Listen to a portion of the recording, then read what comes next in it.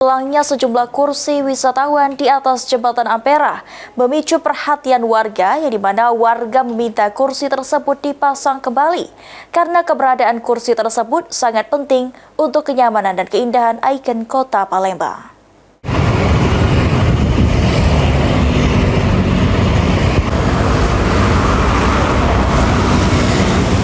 Kursi-kursi yang biasa terlihat di atas jembatan Ampera kini tidak lagi nampak.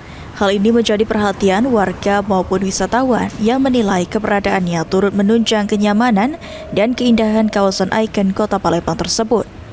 Menurut salah satu warga yang kerap kali melintas di jembatan Ampera, Zakaria mengatakan, kursi tersebut sudah tidak ada pasca insiden sebuah minibus menabrak pembatas jalan jembatan Ampera beberapa waktu lalu. Saat ini, besi-besi pembatas jalan yang baru telah diperbaiki dan dipasang kembali.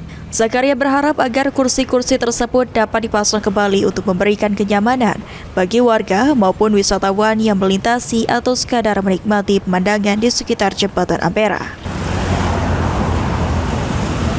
Ini tempo hari ada yang kecelakaan ini. Oh, benar Pak. Yang kecelakaan gimana tahu malam nih. Oh, Pagi-pagi tuh berantakan kok sih. oh karena bekas. Ini yang itu baik sebenarnya. Ini bisa gantinya kan? Enggak.